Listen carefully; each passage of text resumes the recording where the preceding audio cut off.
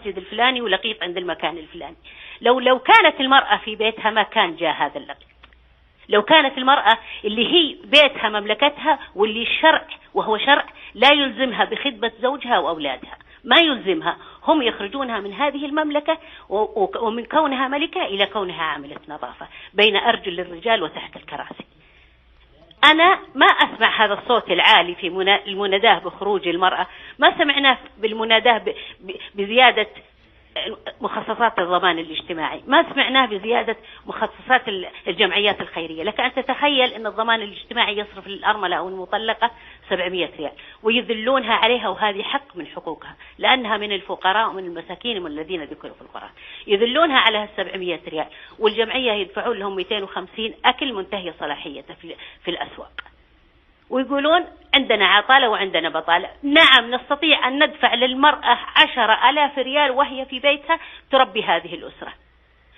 يا شيخ دكتور عبد العزيز، المشايخ اللي عندك كل الهرم الوظيفي اليوم اللي يشغلونه رجالات الدولة من رباهم نسوة ما خرجنا من بيوتهن أبدا، حتى أنت والشيخ سليمان والشيخ الغامدي ما رباكم امرأة موظفة أو عاملة نظافة، رباتكم نسوة في بيوتهن، ما كانوا محتاجات. كنا نسمع من كثير من رجالات الدولة كيف كانوا فقراء وكيف كانوا معوزين.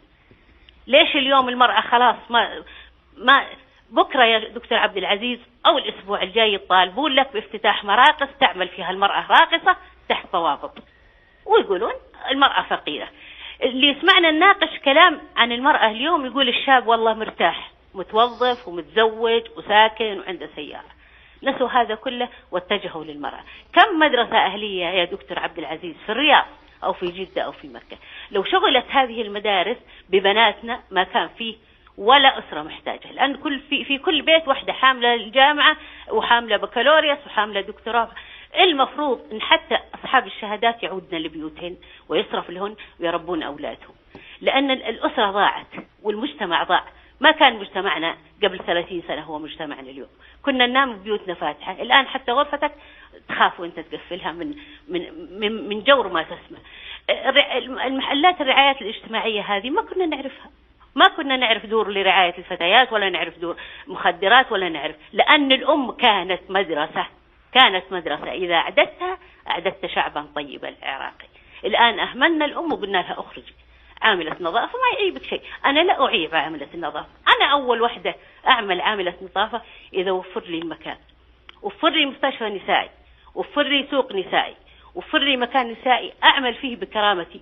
ويمكن أنت ما تفتقد مديرك لكن تفتقد عامل النظافة. عامل النظافة عمل شريف وعمل راقي، لكن وفروا لي السطحية، وفروا لي المكان اللي أنا أجلس فيه، ما تقولون تشتغلي عاملة نظافة تحت أرجل الرجال، هذا ما أنزل الله به من سلطان. بعدين أهم نقطة وهذه دائما ينادون بها ويقول المرأة السعودية تريد.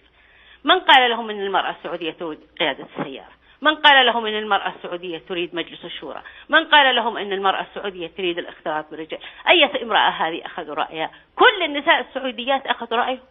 أنا أعتقد لا، هم فئة معينة. قبل فترة يا دكتور عبد العزيز كانت إحدى الكاتبات في قناة فضائية وكان معها عضو مجلس الشورى، الرجل يقول نضع بارتيشن بيننا وبينكم وتتحدثين بأدب. لا لا لا لا تضع بارتيشن ولا شيء، أنا وياك كثير، وهي كاتبة.